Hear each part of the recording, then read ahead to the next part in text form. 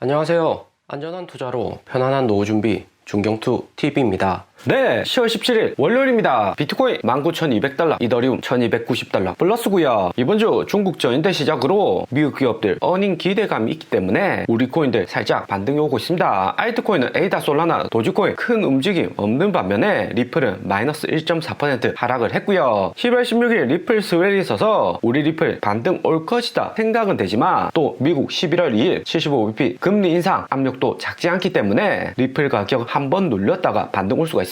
500원 아래서 리플 매수해두신 우리 중경투 가격들은 비중 조절 50%는 현금화를 하시고 다음 저점 오면 추가 매수를 하시고요. 코인 투자는 기본적으로 애플, 테슬라, 우량주 투자가 아니기 때문에 무작정 홀딩할 필요가 없습니다. 리플처럼 아무리 호재 있는 코인이라도 비중 조절을 해가면서 유연하게 투자를 하시고요. 리플 장기 홀더들 입장에서도 SEC 재판이 올해 안에 끝나는 것보다 미국 금리 인상 내년 2월에 종료가 되니까 비트코인 상승할 때 리플 소송 종료가 되면 가격 상승에도 매우 긍정적이다 볼 수 있습니다. 미국 금리 인상 내년 2월까지 예정이기 때문에 비트코인 19,000달러 간신히 유지하고 이더리움도 간당간당하죠. 작년 1월 비트코인 32,000달러, 이더리움도 2,300달러였을 때 우리 리플은 700원 부근이었습니다. 리플의 생존력은 매우 강하기 때문에 비트코인, 이더리움 여기서 더 큰 하락 온다고 해도 리플이 500원 수준은 충분히 유지할 수가 있고요. 이후 여전히 금리 인상 추가적으로 더 못하고 기준금리 유지만 해도 비트코인 반등 오고 리플은 700원 부근까지는 쉽게 재상승이 가능합니다. 그러면서 리플 SEC 소송 종료 호재는 여전히 살아있는 거죠. 오히려 리플 SEC 재판 호재 없고 비트코인 따라서 움직이며 리플 현재 가격 유지하기가 매우 어렵습니다. 이더리움이 8월 9월 머지 업데이트 호재로 반등이 좋다가 최근에 차트만 보셔도 비트코인 따라서 움직이고요. 10월 16일 일요일 중국 전인대 개최가 되었는데 일주일간 회의가 진행이 됩니다. 5년에 한 번이는 중국 큰 이벤트라서 정치, 경제 등 다양한 분야에서 회의를 진행하고요. 그러면서 3일에서 4일 정도 지나면 리커창 총리 외신하고 인터뷰하면서 추가로 경기 부양할지 여부 언급을 할 수가 있습니다. 첫날에는 시진핑 대만의 무력 사용 포기 안 한다 발언을 했고요. 비트코인 19,000달러 살짝 무너졌지만 빠르게 재반등했습니다. 12월 2일 미국이 75bp 추가로 금리 인상하며 비트코인은 지금 가격에서 더 하락하는 게 맞지만 만약에 중국이 대규모 부양책 발표하면 이야기가 달라질 수 있습니다. 금리 인상이랑 중국 부양책 해칭이 되는 거죠. 거기에 이번 주 있는 미국 빅테크 기업들도 실적이 잘 나와야 되고요. 비트코인 19,000달러 간당간당하게 유지하고 있는데 코인 채굴업자들이 다시 매수세로 전환을 했습니다. 고래들은 전반적으로 매도를 하고 있는데 채굴업자들이 매수하면서 최대한 추가 하락 못 오게 막고 있고요. 비트코인 18,100달러 전저점 무너지며 12,000달러까지 폭락 크게 나올 수가 있습니다. 그렇게 되면 비트코인 홀딩 많이 하고 있는 채굴업자들이나 거래소 세력들 손실이 매우 크겠죠. 코인판 거래량 줄어들고 매도할 만한 세력들은 7, 8월에 많이 팔았다고 하더라도 바이낸스 바이비트 코인 현물 수수료 무료 정책으로 인해서 개인 투자자 비트코인 홀딩을 많이 하고 있습니다. 미국 주식이 3분기 어닝 이후 하락 크게 나오면 아무리 채굴업자들이 여기서 버틴다고 하더라도 추가 하락이 클 수가 있는 거고요. 하지만 채굴업자들 당장에 매도하기보다는 최대한 19,000달러에 버티면서 중국 부양책이나 미국 빅테크 3분기 어닝 나오는 거 보고 19,000달러 유지를 할 것인지 아닐지를 판단할 듯 합니다. 그러면서 이더리움 클래식 가격 보면 지금 이더리움 클래식 있는 구간이 작년 12월 여기 크게 하락 왔을 때와 매우 비슷한 구간이다 볼 수 있고요. 작년 12월 이더리움 에로 글래셔 업데이트 이후 비트코인은 하락이 컸지만 이더리움은 오히려 반등이 빠르게 왔습니다. 작년 12월 25일 크리스마스 랠리 이후 이더리움은 호재 소멸로 인해서 비트코인 따라서 하락하고 이더리움 클래식 역시 하락폭이 컸고요. 그러면서 이더리움 클래식 1월 말에 28,000원까지 폭락을 했었습니다. 이더리움 클래식 지금 있는 매물대가 강한 구간이 아니기 때문에 2만원 다음 저점까지 내려올 가능성이 높고요. 이더리움도 당장에 호재는 없습니다. 그나마 비트코인 반등시켜줄 수 있는 요인은 1980년대 시나리오처럼 미국 기업들 실적이 잘 나와줘야 되고요. 경기 침체 우려로 주가 하락은 했지만 2000년 닷컴 버블처럼 기대감으로 상승한 것만 아니기 때문에 여기 1980년대처럼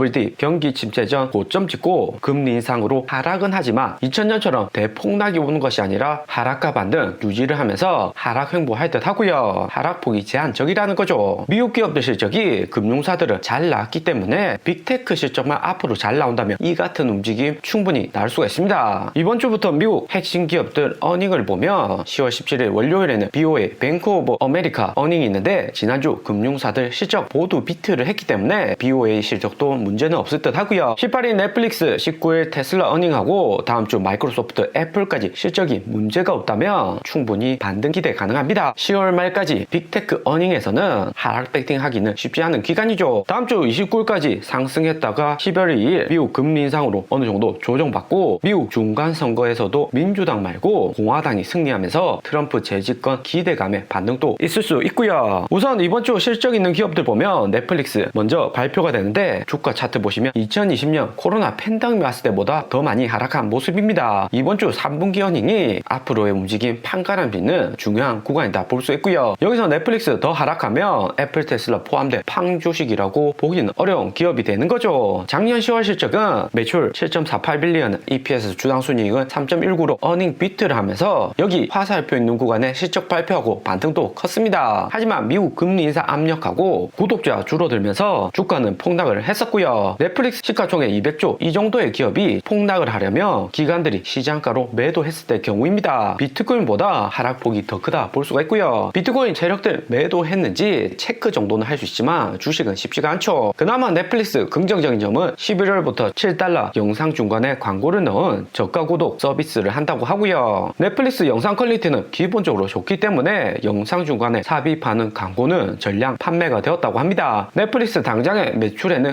긍정적이지만 저가 구독료로 인해서 기본적으로 고퀄리티 즐기는 구독자들이 불만이 많고요. 1시간짜리 영화 보다가 4분짜리 광고가 들어가면 영상 시청 흐름이 깨질 수가 있는 거죠. 그럴 바에 유튜브 본다는 구독자도 많고요. 넷플릭스 이번 실적이 2분기 7월 매출보다 높을 것이다 시장은 예측을 하고 있습니다. 내년 1월 4분기 가이던스는 매출이 저가 구독료로 인해서 더 증가할 것이다 보고 있고요. 넷플릭스 주가 이미 많이 하락을 했고 시장의 기대치도 낮은 상태에서 이 정도 실적은 어닝 비트 해주지 않을까 기대감이 있는 거죠. 그런데 넷플릭스 실적이 이 정도도 어닝 비트를 못 해주면 미국 빅테크들 실적 발표 시작부터 쉽지 않을 수가 있습니다. 그리고 10월 19일 테슬라 어닝이 있는데 테슬라 6월 저점이 무너지고 $204 간신히 유지를 하고 있고요. 테슬라 3분기 매출은 22빌리언으로 시장에서는 높게 나올 것이다, 판매량은 좋을 것이다 예측을 하고 있습니다. EPS 또한 2분기보다 좋을 것이다 보고 있는데 가장 문제가 테슬라 3분기 어닝 이후 일론 머스크 테슬라 주식 팔아서 트위터 주식 살 것이라는 두려움이 있고요. 테슬라 차트에서 여기 고점을 갱신을 못하고 계속해서 하락을 하는 추세인데 이렇게 하락하는 것이 일론 머스크가 고점 올 때마다 트위터 매수 위해서 테슬라 현금화 시킨 것이 가장 큰 이유다 볼 수 있는 거죠. 이번에 실적이 잘 나와서 테슬라 주가 다시 반등 오더라도 일론 머스크 또 매도할 것이다 이런 고정관념이 있기 때문에 일부 테슬라 주주들 패닉셀을 많이 한 듯 보입니다. 한국 투자자들 테슬라 평단이 $150 부근인데 미국 금리 인상 내년 초까지 계속하고 유럽 경기 악화로 판매량 또한 예상보다 낮아질 수 있다는 전망이 존재를 하고요. 내년 1월 4분기 어닝에서 여기 예측치 27빌리언 어닝 비트 못할 것이다 예상을 하는 거죠. 단기적으로 테슬라 판매량 기대치 감소하고 주가 하락 더 올 수는 있습니다. 하지만 트위터 인수는 테슬라 주가 장기적으로 봐서는 시너지 효과되는 긍정적인 점이고 유럽 경기 침체가 전쟁 종료가 되면 해결이 가능하다 생각이 되고요. 테슬라 주식이 $204 여기 구간부터는 $150 마지노선으로 생각하고 분할로 조금씩 매수가 가능하고요. 하지만 $1 환율이 최근 높은 상황이라서 테슬라 10% 상승을 해도 환율 10% 내리면 수익률은 그대로입니다. 내년에 환율 내리고 2월 미국 금리 인상 종료가 되면 테슬라 저점 나오고 충분히 풀매수가 가능할 듯 하고요. 대신에 지금은 관망하시면 좋을 듯 합니다. 넷플릭스 테슬라 실적 나쁘게 나올 줄 알고 사전에 준비를 많이 했을 거다 생각이 들고요. 금리 인상 구간 빅테크 수익 줄어드는 건 당연한 거고 글로벌 인재들 넷플릭스, 테슬라, 애플에 포진을 했기 때문에 주가 하락하는 거 보고만 있지는 않을 것이다 생각이 됩니다. 그러면서 일론 머스크 매수 예정 중인 트위터 주가를 보면 $50로 일론 머스크가 매수하기로 한 인수 가격에 매우 근접해 있다 볼 수 있고요. 오늘의 영상은 여기까지입니다. 좀 더 디테일한 투자 정보가 필요하신 분들은 커뮤니티로도 자료가 공유되니까 멤버십 가입과 구독 부탁드립니다. 감사합니다.